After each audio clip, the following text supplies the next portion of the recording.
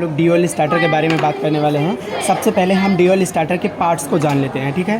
देखिए यहाँ से हम तीनों सप्लाई देंगे और ये हमारा लगा हुआ है रिले, ये हमारा एनो है, ये हमारा एनसी है। अभी हम आपको दिखाने वाले हैं एनसी कैसे वर्क करता है और एनो कैसे वर्क करता है और पहचानेंगे कैसे कौन सा एनो है और कौन सा एनसी है, ठीक है। ये रिले लगा हुआ है, एनसी है, एनो है। यहाँ से हम मोटर को सप्लाई देंगे 3 फेज। ये हमारा एनवीसी कॉइल है, ठीक है, एनवीसी कॉइल है। अब हम देखिए इनके बारे में, ये हमारा एनवीसी कॉइल है, ठीक है। अब हम देखिए इसमें इसको चेक करके दिखाते हैं कैसे ये किस टाइम कैसे सप्लाई देता है, ठीक है। ये एनवीसी कॉइल है और ये लगा हुआ है, मैग्नेट लगा हुआ है। जब ये मैग्नेटाइज हो जाएगी तो इसको अट्रैक्ट कर लेगा और ये इलेक्ट्रोमैग्नेट। और उसके बाद ये हमारा देखिए यहाँ पे ये कॉन्टेक्टर लगे हुए हैं। जब ये मैग्नेटाइज होगा तो ये कॉन्टेक्टर कॉन्टेक्ट कर जाएंगे, ठीक है। अब हम देखिए इसको सप्लाई दे करके मतलब कि इसको बटन को कैसे आइडेंटिफाई करेंगे वो दिखाते हैं आपको। ये देखिए हम सीरीज़ लैंप लिए हैं। अब इस सीरीज़ लैंप की सहायता से हम चेक करेंगे ये बटन को कौन सा एनो है और कौन सा एनसी है। देखिए यहाँ पे सप्लाई नहीं जा रहा है, यहाँ पे सप्लाई नहीं जा रहा है, यहाँ पे सप्लाई नहीं जा रहा है। इसका मतलब ये हमारा क्या है, ये देखिए यहाँ पे इस समय हमारा लैंप ऑन हो रहा है, ठीक है। यहाँ भी लैंप हमारा ऑन हो रहा है, ठीक है। अब देखिए क्रॉस में हमारा लैंप ऑन नहीं हो रहा है। जब हम क्रॉस में तब ऑन होगा जब हम बटन को दबाएंगे। देखिए ये बटन दबा रहे हैं, लैंप हमारा ऑन होगा। देखिए बटन हमारा ऑन हो गया। ऐसे हम अगर इस तरफ क्रॉस रखेंगे तब भी देखिए बटन दबाएंगे तो ऑन होगा, ऑन हुआ, ठीक है।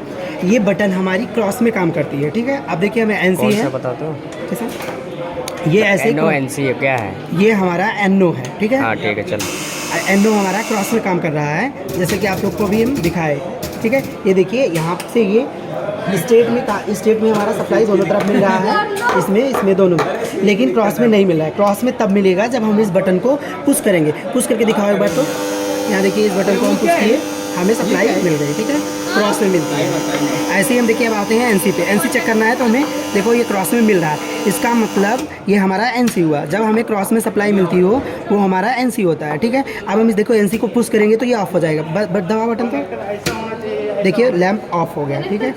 ये देखो ये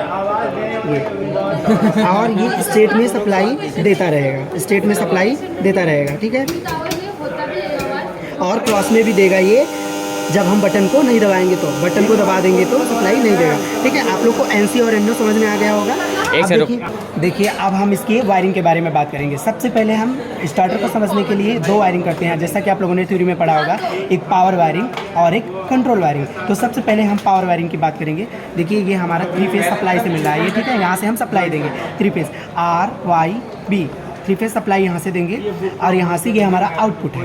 यहाँ से ये देखिए इधर से हमारा मोटर को जाएगा, ठीक है, आउटपुट। इसके थ्रू ये वायर्स यहाँ कनेक्ट हुए हैं। अंदर से आपको दिखाते हैं हम। देखिए ये जो सप्लाई का है, यहाँ से हम सप्लाई देंगे, ये हमारा स्टार्टर को जाएगा, फिर स्टार्टर से आउटपुट लेके यहाँ दिए हैं, इसके थ्रू मोटर को जाएगा। ये देखिए यहाँ से ऐसे आया हुआ है, फिर ये मोटर को जाएगा, ठीक है। अब देखिए क्या होगा, इसकी हम पावर वायरिंग आप लोग को समझ में आ गई होगी, इसे हम पावर वायरिंग कहेंगे, ठीक है। अब हम कंट्रोल वायरिंग की बात करते हैं। कंट्रोल वायरिंग कैसे होगी? कंट्रोल वायरिंग करने के लिए हम सबसे पहले क्या करेंगे, किसी एक फेज को उठाएंगे। यहाँ से देखिए ये हम बी फेज को उठाए हैं, किसी एक फेज को उठाएंगे और एनो में देंगे, ठीक है। ये हमारा एनो बटन है, इसमें हम देंगे, ठीक है। इसमें हम दिए एक फेज को, यहाँ से फिर देखिए एनो से फिर इसके हम क्या किए, क्रॉस में, इसके हम क्रॉस से लेंगे क्योंकि हमारी ये बटन क्रॉस में काम करती है। तो हम यहाँ से इस पेज को एनसी से शॉर्ट कर दिए ले जाकर बटन में। देखिए ये रेड वायर के थ्रू हमने ये वाला वायर जो है, ये वाला रेड वायर, इसके थ्रू हम एनसी को शॉर्ट कर दिए और एनसी हमारी नॉर्मली क्लोज है तो ये हमेशा क्रॉस में सप्लाई देती रहती है। तो हम इसके थ्रू ले जाएंगे, यहाँ एनवीसी को दे देंगे, ठीक है। एनवीसी को एक फेज़ मिल चुका, बी फेज़ हमारा एनवीसी को मिल चुका।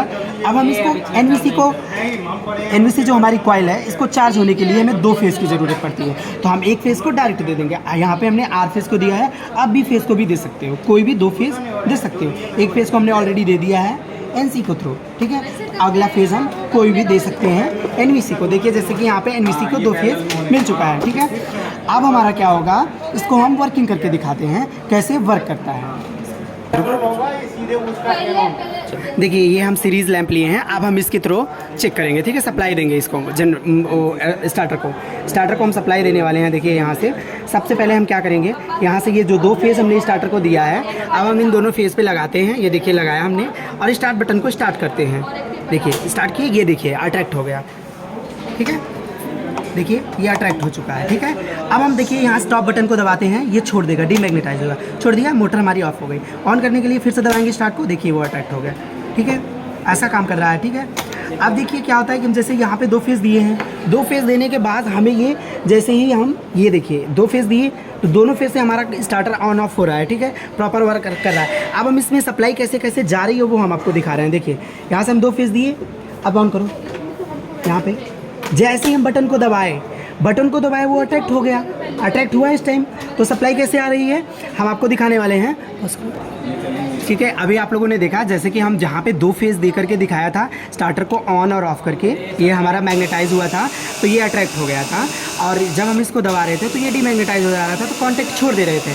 जब ये कांटेक्ट छोड़ देंगे तो मोटर को सप्लाई नहीं मिलेगी, बंद हो जाएगी मोटर। और स्टार्ट करने के लिए हम क्या करेंगे, यहाँ से जब हम इसको दबाते थे तो ये मैग्नेटाइज हो जाता था, कांटेक्ट कर जाते थे, तो मोटर को हमारी सप्लाई चली जाती थी, ठीक है, ऐसा हो जाता। अब सप्लाई जाती कैसे थी वो हम आपको दिखा रहे हैं, ठीक है। यहाँ से हमारा बी, देखिए ये हमारा बी फेज़ को अब हम देखिए कहाँ से, यहाँ से बी फेज़ को दिए हैं यहाँ पे, ठीक है, एनओ को दिए हैं। एनओ से अब हमारा क्या होगा, जैसे हम इसको दबाएंगे तो ये वाला फेज़ यहाँ मिलने लगेगा, ठीक है, यहाँ से होते हुए एनसी से आएगा, इसको मिल जाएगा।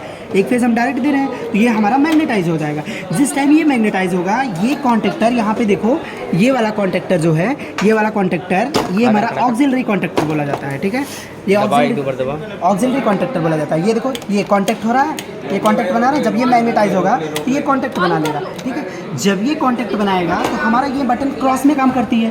तो हम देखो यहाँ से हमारा ये क्या है, यहाँ सप्लाई तो आ रही होती है बिना दबाए, यहाँ सप्लाई हमारी पहुँच रही होती है और यहाँ पहुँच रही थी। जब हम दबाते हैं तो क्रॉस में सप्लाई भेजता है ये, ठीक है।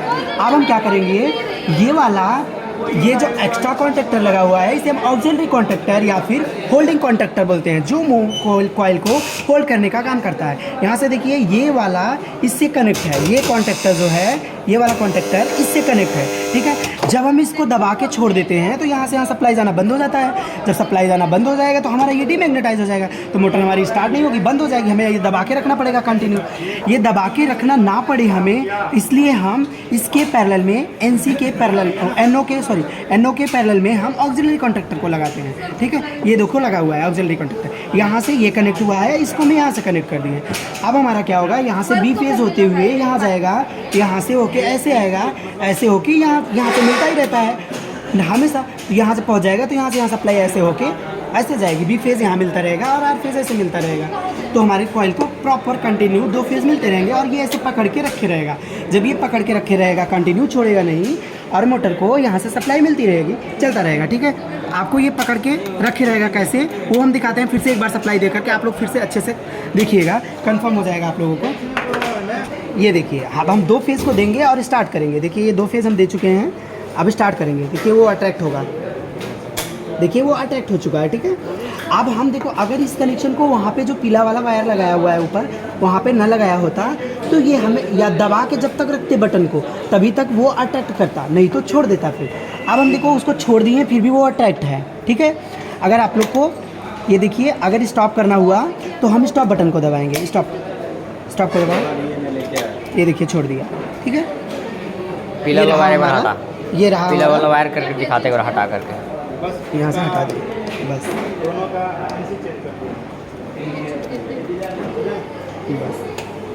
चल कर कनेक्ट कर उड़ा देगा कार भैया आज।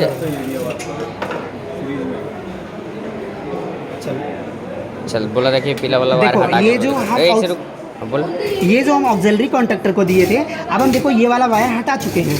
अब ऑक्सिलरी कॉन्टेक्टर को हटाने के बाद हम क्या करेंगे, सप्लाई देंगे और देखेंगे क्या हमारी कॉइल मैग्नेटाइज रहती है। देखो ये 2 फेज़ दिए, अब स्टार्ट करो, स्टार्ट बटन को दबाया, देखो छोड़ दे रहा है। जैसे हम स्टार्ट बटन को दबा के छोड़ रहे हैं वो छोड़ दे रहा है। उसको दबा के रखेंगे तो वो रखे रहेगा, देखिए वहाँ पे वो दबा के रखे हैं तो होल्ड करके रखा है, पर छोड़ दे रहे हैं तो छोड़ दे रहा है। ऑफ बटन कुछ काम नहीं है, ठीक है, ऑफ बटन का काम नहीं पड़ रहा है हमें। और हम कब तक इसे दबा के रखेंगे, ऐसे स्टार्टर में सिर्फ हम स्टार्ट करके छोड़ देते हैं। इसीलिए हम इस वायर को इसे ऑक्सिलरी कॉन्टेक्टर को देते हैं जिससे हमारी सप्लाई कंटिन्यू मिलती रहेगी। देखिए यहाँ पे हम सप्लाई दिए हैं और हमारा कंटिन्यू सप्लाई मिल रहा है। देखिए वर्किंग आप लोग को समझ में आया होगा, ठीक है।